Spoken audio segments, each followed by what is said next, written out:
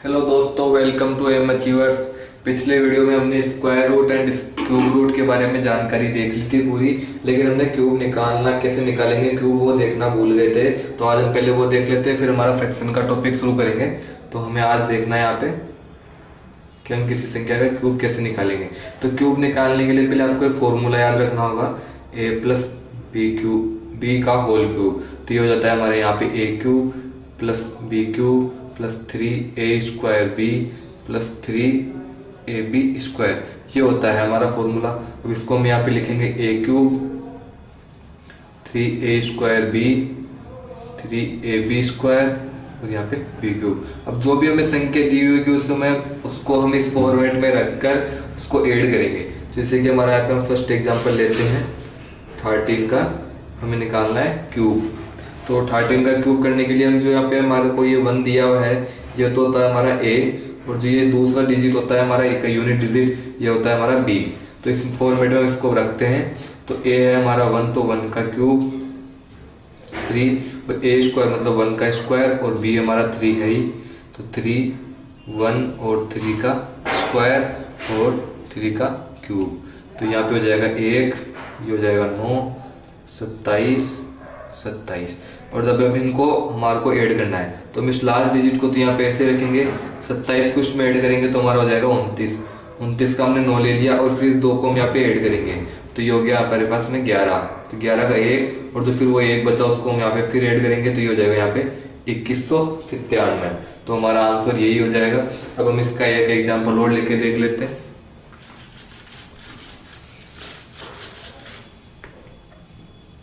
जैसे कि हमारा दूसरा एग्जांपल है यहाँ पे 17 का हमारे को क्यूब करना है। तो इसमें हमारा ए तो हो गया यहाँ पे 1 और बी हो गया हमारा पे 7। तो जब इसका हम करेंगे इस फॉर्मेट में रख के, तो 1 का क्यूब 1 हो जाएगा, 1 का क्यूब प्लस 1 का स्क्वायर और 7, फिर यहाँ पे हो जाएगा 3, a का 1 और b हमारा 7, तो 7 का स्क्वायर और 7 की क्यूब। इसको करेंगे ये हो जाएगा 1, 7 या 21, और ये हो जाएगा यहाँ पे 49 3 जा 147, और ये हो जाएगा 343। तो इसको हम यहाँ पे ऐड करेंगे। तो ऐड करते रहे, मैंने बताया था कि हम इस संख्या को तो ऐसे रखते हैं, बाकी को ऐड करते जाते हैं। तो ये हो गया यहाँ पे 3, और अब हम यहाँ पे 147 में 34 ऐड करेंगे तो ये हो जाएगा यहाँ पे 1 और 15 3 18 181। तो यहाँ पे 1 आ गया। अब जो हमारा ये 18 है, 18 में हम 21 ऐड करेंगे तो ये हो जाएगा यहाँ पे 9। तो हम 9 को ऐसे कैसे रखेंगे, और इस 3 को यहाँ पे इसमें ऐड करेंगे तो ये हो जाएगा हमारे पास में 39 49 13, मतलब 4913। जब हम 17 का क्यूब करेंगे तो हमारा ये आंसर आएगा। तो आपको क्यूब भी समझ में आ गया होगा हम क्यूब कैसे निकालेंगे। अब हम फ्रैक्शन की बात कर लेते हैं। तो हम फ्रैक्शन के बारे में बात करते हैं।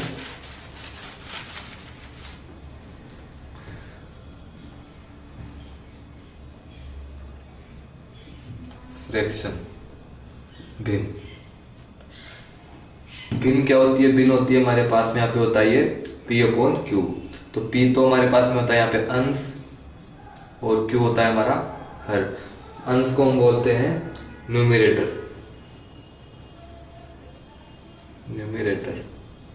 इसको बोलते हैं डिनोमिनेटर।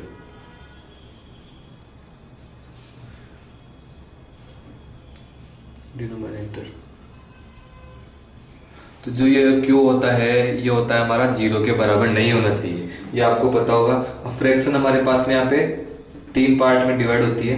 पहली फ्रैक्शन होती है हमारे यहाँ पे सिंपल फ्रैक्शन, साधारण भिन्न,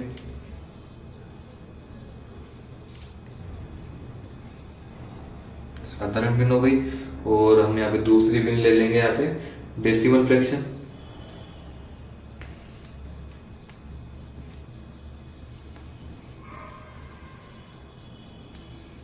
दशमलव भिन्न,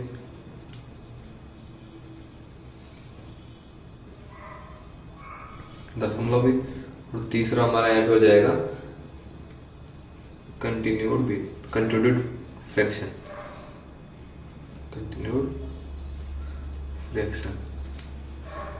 सतत भिन्न। सरल भिन्न हो गई। अब इनके मैं आपको एक एक एग्जाम्पल बताता हूँ। जैसे कि फर्स्ट है साधारण भिन्न। साधारण भिन्न में हमारे पास में आएगा जैसे कि 2/3, 3/8, 7/9। अब जो हमारी डेसिमल फ्रैक्शन होती है, डेसिमल फ्रैक्शन, इसके एग्जाम्पल जैसे कि 0.3 बार, 0.47 47 के ऊपर बार, जैसे कि 0.57 7 के ऊपर बार, 0.4। जैसे कि कंटिन्यूड फ्रैक्शन है तो कंटिन्यूड फ्रैक्शन का हमारे ये इसमें अलग सिस्टम होता है। ये होता है 1 + 1/1 + 1/1 + 1/1। ये मतलब चलती जाती है, ये रुकती नहीं है, तो ये कंटिन्यूड फ्रैक्शन होती है। ये लास्ट में हमारे पास में यहाँ पे x दिया हुआ होता है। अब इसके हम सिंपल फ्रैक्शन पहले देख लेते हैं। तो सिंपल फ्रैक्शन के बारे में बात करते हैं।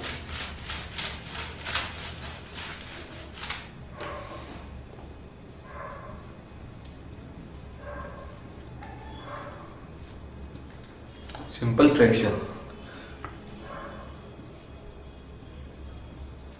साधारण भिन्न। साधारण भिन्न में भी हमारे को हम इसको दो भागों में डिवाइड कर सकते हैं। एक तो होती है प्रॉपर भिन्न और एक होती है इम्प्रॉपर। अब प्रॉपर भिन्न जैसे कि हमारे यहाँ पे एग्जांपल ले लेते हैं। प्रॉपर भिन्न जो हमारी उचित भिन्न ले लेते हैं, हम इंग्लिश में नहीं लेंगे, उचित भिन्न। उचित भिन्न में क्या होगा, जो अंश होगा वो हर से छोटा होगा। मतलब P/Q का मान 1 से कम होगा। अब ये इसका एग्जांपल जैसे कि मैं आपको बता देता हूँ, 2/3, 4/9, 5/8। ये हो गया हमारा सिंपल उचित भिन्न ना, सिंपल फ्रैक्शन में उचित फ्रैक्शन। और फिर ये दूसरा आ जाएगा हमारे यहाँ पे अनुचित भिन्न, इम्प्रॉपर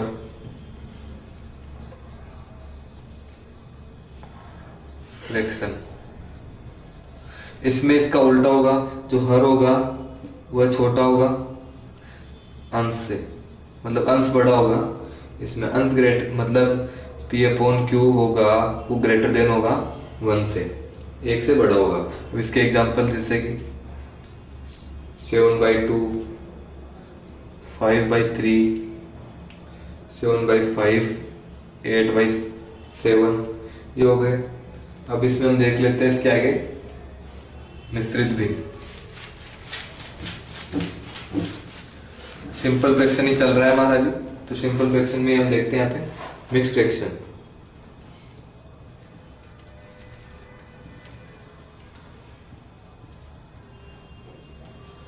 मिश्रित भिन्न। अब मिश्रित भिन्न में हमारे पास में यहाँ पे क्या आएगा, इसमें होता है मिश्रित भिन्न हमेशा अनुचित भिन्न का ही भाग होती है। जिससे मैं आपको एग्जांपल देता हूँ यहाँ पे 11/3। ये हमारा अनुचित भाग, ये अनुचित भिन्न है क्योंकि इसमें जो हमारा डिनोमिनेटर है Q है वह P से छोटा है, तो ये हमारा अनुचित भिन्न है। तो अनुचित भिन्न है तो इसको हम इस दूसरे तरीके से इसको मिक्स फ्रैक्शन में हम इसको कैसे लिखेंगे, 3 सही 2/3। ये हो गई हमारी मिक्स फ्रैक्शन और ये हो गई हमारी इम्प्रॉपर फ्रैक्शन। इम्प्रॉपर फ्रैक्शन तो ये हो गई, और इसी को हम इस तरीके से लिखेंगे तो ये हो जाएगी हमारी मिक्स फ्रैक्शन। अब मैं इसका एक एग्जांपल ले लेता हूं। एग्जांपल है हमारा 3 2/3 प्लस 6 1/3। अब इसको हमारे को ऐड करना है, तो इसको ऐड हम कैसे करेंगे, तो इसके लिए पहले जो हमारे पास में ये अलग दिया हुआ है इसको हम ऐसे ले लेंगे 3 प्लस इसमें ये 6 प्लस 2/3 प्लस 1/3। तो 6 और 3 तो हो गया हमारे पास में 9, और 2/3 और 1/3 हो जाएगा यहाँ पे 3/3, और 3/3 को जब हम करेंगे तो यहाँ पे हो जाएगा 1, तो ये हमारा आंसर हो जाएगा यहाँ पे 10, और ये हमारा आंसर हो जाएगा। अब इसके आगे के हम और क्वेश्चन देख लेते हैं। अब हमने जैसे हमारा मिक्स फ्रैक्शन में एक एग्जांपल और लिया यहाँ पे 13 सही 1/3 प्लस 9 सही 1/6 प्लस 2 सही 1/5 प्लस 7 सही 1/3। अब जो हमारे ये अलग से डिजिट है भिन्न के अलावा उनको हम अलग लिख लेते हैं। 13, 9, 2, 7 और यहाँ पे प्लस, ये तो हो गई, ये प्लस आ गया, ये हो गया 1/3, ये 1/6, 1/5 और 1/3। अब इनको हम ऐड कर लेते हैं इधर। 13 7 20 और 20 और 9 29 से 2 31, तो ये 31 तो हमारा ऐसा हो गया। और इन बाकी को हम ऐड करते हैं इधर। तो 1/3 और 1/3 तो हो गया हमारे पास में 2/3 और 1/6 प्लस 1/5। अब या तो हम इनका एलसीएम ले लेते हैं या फ्रैक्शन को बराबर कर लेते हैं। अब बराबर करने के लिए इसको हम, जैसे कि 2/3 है और ये 1/6 है, तो इसको हम 1/6 है तो इसको हम 1/6 बनाने के लिए इसको 3 से मल्टीप्लाई करेंगे ऊपर नीचे से। तो 31 प्लस, अगर इसको हम यहाँ से 3 से मल्टीप्लाई करते हैं दोनों जगह पे 2 से, तो ये हो जाएगा हमारे पास में यहाँ पे 4/6 प्लस 1/6 प्लस 1/5 और ये हो जाएगा यहाँ पे 31 प्लस 4 1 5/6 प्लस 1/5। अब इसको हम यहाँ पे एलसीएम ले लेते हैं या फिर इसको भी हम तुल्यांक भिन्न से बराबर कर सकते हैं। तो 31 प्लस यहाँ पे एलसीएम आ जाएगा इसका 30 और ये हो जाएगा यहाँ पे 25 प्लस 6, तो ये हो जाएगा यहाँ पे 31 प्लस 25 और 7 हो जाएंगे हमारे यहाँ पे 31/30,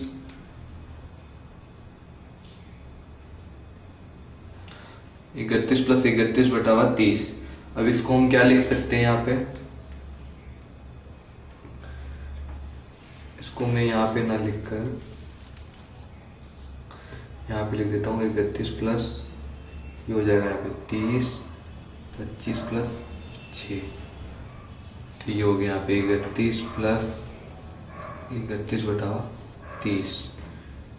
अब ये 31 तो 31 की तरह है, अब 30 छोटा है 31 बड़ा है, तो हम 30 में इसका डिवाइड कर सकते हैं, तो ये एक बार चला जाएगा, तो ये यहाँ पे आ जाएगा 1 प्लस 1/30।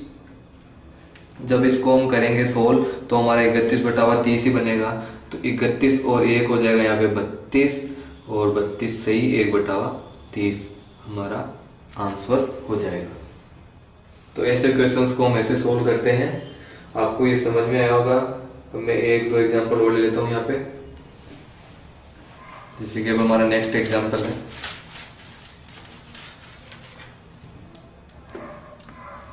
999/1000 मल्टीप्लाई 7। हमारे को इसको सोल्व करना है। तो जो ये 7 है, पहले हम इसको कैसे लिख सकते हैं, हम यहाँ पे इसको ऐसे लिख सकते हैं 99 प्लस 999/1000 मल्टीप्लाई 7। हम इसको ऐसे लिख सकते हैं। अब जो ये 7 इन दोनों से मल्टीप्लाई होगा तो हम इसको यहाँ पे लिख सकते हैं 999 गुना 7, 999/1000 गुना 7, ये हो जाएगा ऐसे।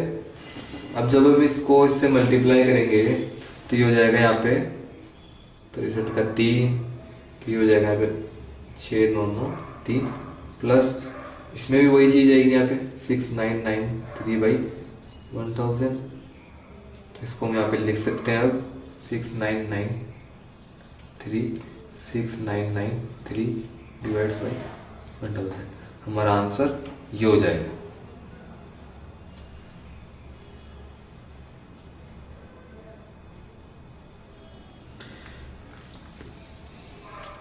ये 1000 से बड़ा है, हम इसमें डिवाइड कर सकते हैं इसका। तो ये डिवाइड हम कितनी बार करेंगे यहाँ पे, इसमें जब हम इसका डिवाइड करेंगे 1000 का, तो ये यहाँ पे हो जाएगा 6,999/1000। ये हमारा आंसर हो जाएगा। अब हम यहाँ पे देखते हैं कंपैरिजन ऑफ फ्रैक्शन, भिन्नों की तुलना, भिन्नों की तुलना, कंपैरिजन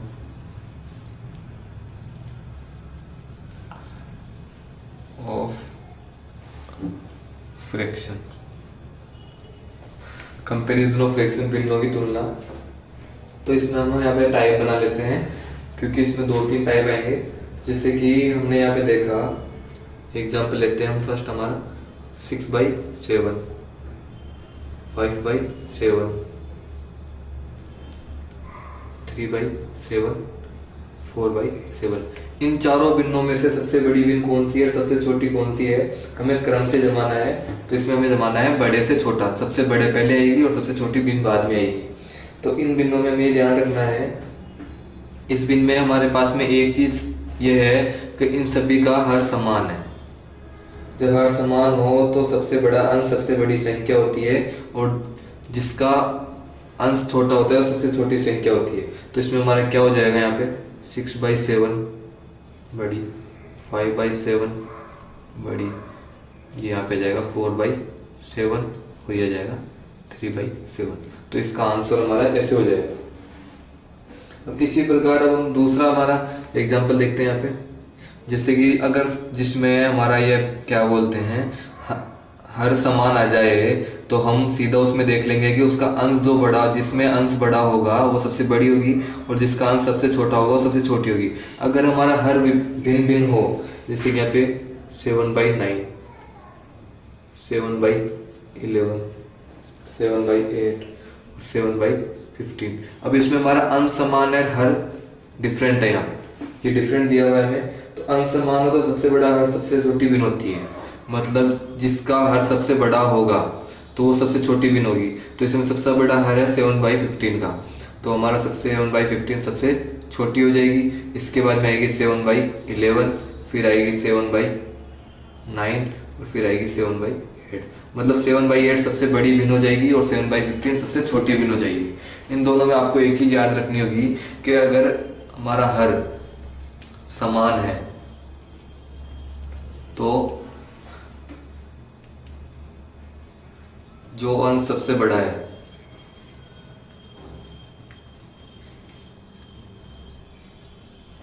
वह सबसे बड़ी भिन्न है।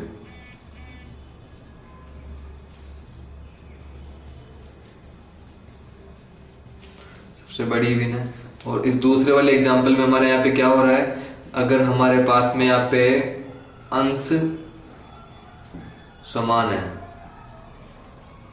तो सबसे बड़ा हर, सबसे बड़ी हर वाली संख्या,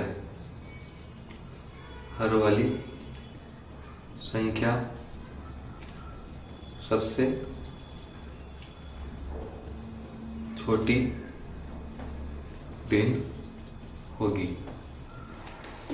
ये आपको समझ में होगा, मैं आशा करता हूं। अब इसमें हमारे को एक चीज आपको याद रखना, आरोही और अवरोही अगर आपको पता हो तो अवरोही तो हमारे पास में यहाँ होता है, मैं यहाँ पे लिख देता हूं, अवरोही होता है हमारा बड़े से छोटा, बड़े से छोटे की तरफ हम जाते हैं अवरोही हमारे को बोला हो तो। और अगर हमारे को आरोही बोला हो, आरोही क्रम, तो आरोही इसका उल्टा हो जाएगा, छोटे से बड़े की ओर। अब इसके बाद में हम हमारा तीसरा मेथड भी देख लेते हैं। हमारे पास में 2 टाइप आ गए हैं, तो हमारा टाइप 3 देख लेते हैं।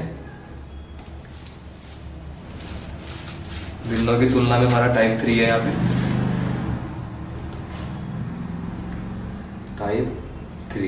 टाइप 3 में हम कैसे भिन्नों की तुलना करेंगे कि कौन सी भिन्न बड़ी है कौन सी छोटी है। तो इसमें हम देखेंगे क्रॉस मल्टीप्लिकेशन,